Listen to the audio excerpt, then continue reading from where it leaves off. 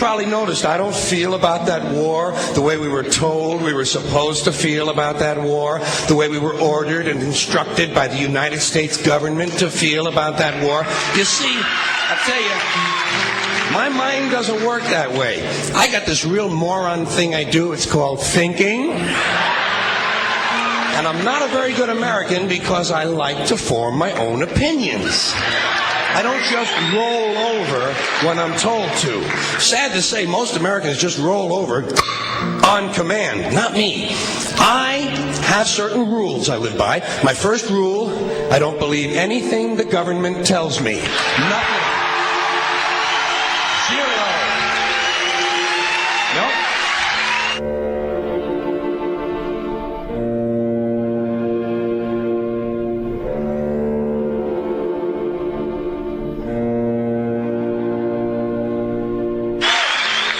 I don't take very seriously the media or the press in this country, who in the case of the Persian Gulf War were nothing more than unpaid employees of the Department of Defense, and who most of the time function as kind of an unofficial public relations agency for the United States government.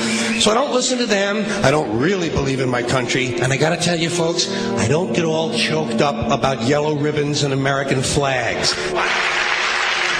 Now, to balance the scale, I'd like to talk about some things that bring us together. Things that point out our similarities instead of our differences. Because that's all you ever hear about in this country is our differences. That's all the media and the politicians are ever talking about, the things that separate us, things that make us different from one another.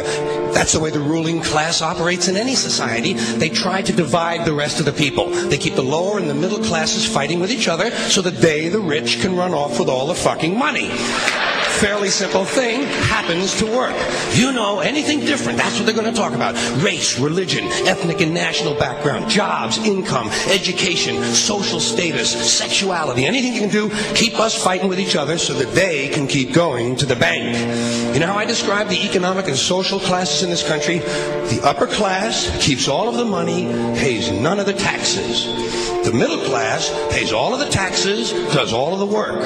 The poor are there just to scare the shit out of the middle class. Keep them showing up at those jobs. Politicians know that word. They use it on you. Politicians have traditionally hidden behind three things: the flag, the Bible, and children. No child left behind. No child left behind. Oh, really? Well, it wasn't long ago you were talking about giving kids a head start. Head start, left behind? Someone's losing fucking ground here. But there's a reason. There's a reason. There's a reason for this. There's a reason education sucks, and it's the same reason that it will never, ever, ever be fixed. It's never going to get any better. Don't look for it. Be happy with what you got. Because the owners of this country don't want that. I'm talking about the real owners now. The big, the wealthy, the real owners, the big wealthy business interests that control things and make all the important decisions. Forget the politicians. They're irrelevant. The politicians are put there to give you the idea that you have freedom of choice.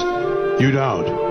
You have no choice. You have owners. They own you. They own everything. They own all the important land. They own and control the corporations. They've long since bought and paid for the Senate, the Congress, the state houses, the city halls. They got the judges in their back pockets, and they own all the big all the big media companies. So they control just about all of the news and information you get to hear. They got you by the balls. They spend billions of dollars every year lobbying to get what they want.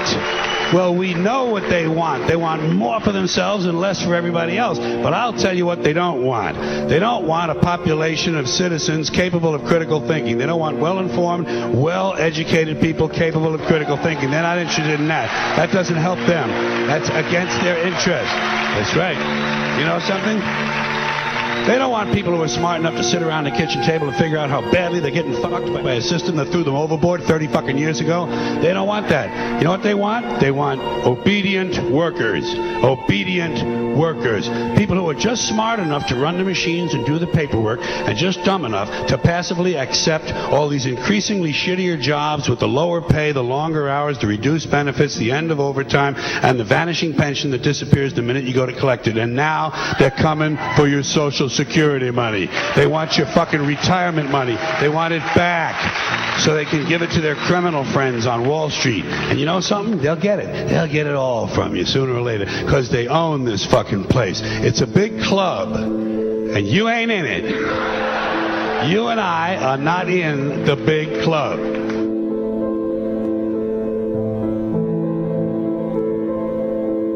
The greatest form of control is where you think you're free when you're being fundamentally manipulated and dictated to. One form of dictatorship is being in a prison cell and you can see the bars and touch it.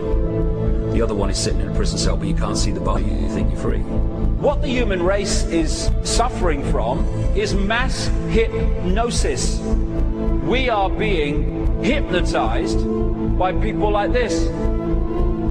Newsreaders, politicians, teachers, lecturers.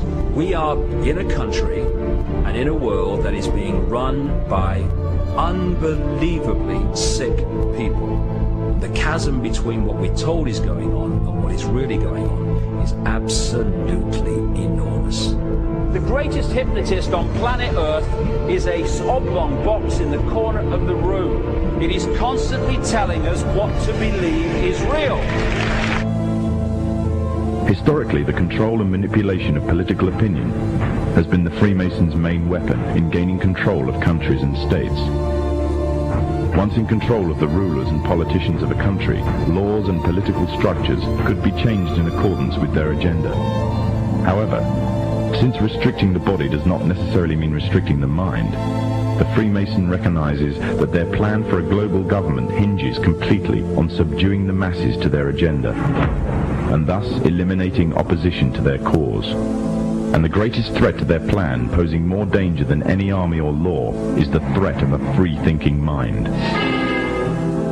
In order to eliminate this threat and to achieve their objective, the Masons have set about the boldest plan ever devised: the complete control of every aspect of human life, your life.